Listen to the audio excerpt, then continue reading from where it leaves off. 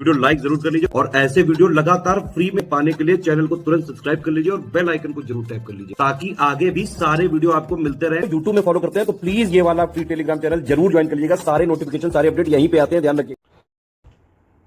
नमस्कार दोस्तों, ये यूपीपीसीएल 2024 का मेंस का जीएस1 का पेपर है। अब हम लोग डेली कोशिश करेंगे कि एक मेंस का भी क्वेश्चन डेली प्रैक्टिस करें।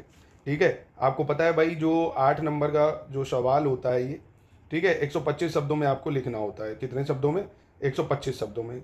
चलिए, तो सबसे पहले जीएस1 से उठा रहे हैं। ये हिस्ट्री का सवाल है पहला।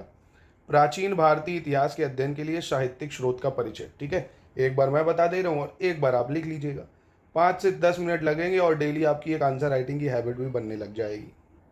अब देखिए, इसका बहुत अच्छा उत्तर आप देख सकते हैं। पहले समझ लीजिए क्वेश्चन में पूछ कह रहा है, कह रहा प्राचीन भारतीय इतिहास, यानी पहली चीज एंशंट हिस्ट्री की बात कर रहा है। एंशंट हिस्ट्री का मतलब क्या हो गया भाई? एंशंट हिस्ट्री का मतलब क्या हो गया? आप मोटा मोटा ये समझिए कि 500 AD तक है ना, वैदिक पीरियड से लेके इधर। ठीक है, प्राचीन भारतीय के इतिहास के लिए साहित्यिक स्रोत, साहित्यिक मतलब लिटरेरी सोर्सेस।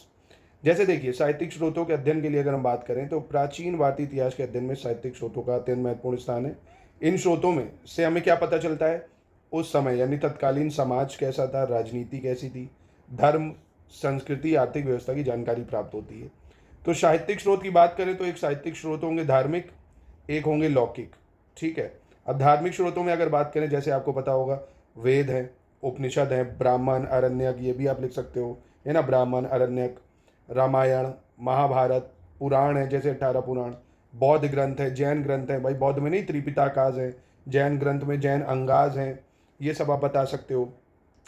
विदेशी यात्रियों के वृतांतों के बारे में, जैसे आपने देखा होगा फाहियान है, हियान शांग है, मेगास्थनीज की इंडिका के बारे में बता सकते हो, कौटिल्य की अर्थशास्त्र के बारे में बता सकते हो, कल्याण की राज तरंगिनी, विदेशी यात्रियों के विवरण में हर मेगास्थनीज की बात बता दो, इंडिका की, और चीनी तीर्थ यात्री जो फाहियान था उसके बारे में बता दो, है ना, और ये राज तरंगिनी है, विदेशियों के जो विवरण है ये सारे हो गए इसमें।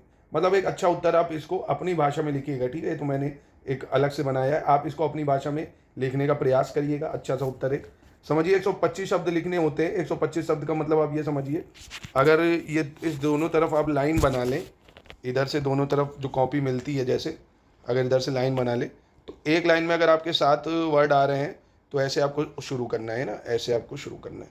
जैसे यहाँ से आप शुरू कर रहे हैं तो यहाँ पे उत्तर को ऐसे ख़त्म करा जब, तो फिर अगली लाइन से ऐसे शुरू करिए। ठीक है, जैसे मैं अगर लिखने की बात करूँ, अगर मैं बताऊँ आपको, तो आप ऐसे लिखो भाई, जो प्राचीन भारतीय इतिहास है, प्राचीन भारतीय इतिहास वैदिक रचनाओं, भाई वैदिक रचनाओं से लेके कहाँ तक जाता है ये? विभिन्न विदेशी वृत्तांतों, विभिन्न, ये हिंदी में इंग्लिश में कहेंगे आप तो मैं उसमें बता दूंगा, विभिन्न विदेशी वृत्तांतों, सॉरी, तो देखो आपसे गलतियां भी होंगी, इसलिए आंसर राइटिंग की प्रैक्टिस जरूरी है ना। एक अच्छा उत्तर लिखने के लिए आंसर राइटिंग की प्रैक्टिस बहुत जरूरी है। वृत्तांतों तक अनेक प्राचीन लेखों से संकलित है, लेखों से संकलित है। डेली एक उत्तर लिखने का प्रयास करेंगे तभी। आप देखिए, जिम जाते हैं, एक दिन गलती होगी, 2 दिन होगी, फिर आपकी प्रैक्टिस बन जाती है ना, दर्द भी नहीं होता, आप हैबिट बना लेते हो। ऐसे लिखा, अब यहाँ पे ऐसे चाहे तो आप फ्लो चार्ट फॉर्म में भी बना सकते हो भाई। जैसे आप वैदिक साहित्य यहाँ लिखो दो, तो वैदिक साहित्य में क्या क्या था, चारों वेदों के बारे में बता दो भाई, है ना, अथर्ववेद, यजुर्वेद, है ना, और सामवेद,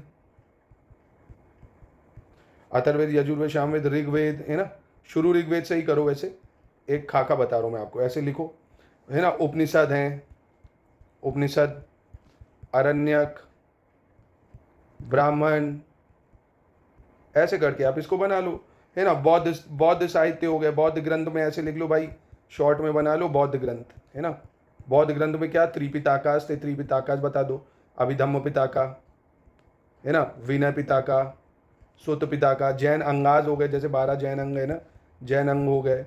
विदेशी वृत्तांतों में आप बता दो भाई, जैसे मेगास्थनीज की इंडिका के बारे में बता दो, मेगास्थनीज की इंडिका, है ना, और कल्याण की राज तरंगिनी, अर्थशास्त्र हो गई कौटिल्य की। बस आपका उत्तर तैयार हो गया, छोटा सा, आराम से आपका ये समझिए 8 नंबर का है, आराम से आपको 4 नंबर तक इसमें मिल जाएंगे आराम से। समझ गए ना, एक मोटा मोटा चीज़ें। आप इसको लिखने का प्रयास जरूर करिए इस उत्तर को, है ना। हमारा आंसर राइटिंग प्रोग्राम भी चल रहा है। अगर आप एकदम शुरुआत से जीरो से आंसर राइटिंग सीखना चाहते हैं तो हम आपको आंसर राइटिंग सिखाएंगे, क्या फॉलो करना है, क्या छोड़ना है, क्वेश्चन में क्या पूछ रहा है उसी में स्टिक रह के करना है क्या काम, बीए वाले की तरह नहीं कि बांध दो कुछ भी, ठीक है। पूरा आंसर राइटिंग आप सीख सकते हो अगर सीखना चाहते हो तो। स्टडी फॉर सिविल सर्विसेज में चल रहा है प्रोग्राम। बाकी हम लोग डेली यहाँ पे एक सवाल करेंगे, है ना। ये इनिशिएटिव पसंद आया हो तो लाइक करिए और कमेंट करिए, बताइए क्या इसको फॉलो करें लगातार। बस डेली एक सवाल है और कुछ नहीं, 5-10 मिनट लगेगा, आप उससे अवेयर भी रहोगे। लिखने का प्रयास हाँ जरूर कर लेना। है आसान कि नहीं ये बताइए।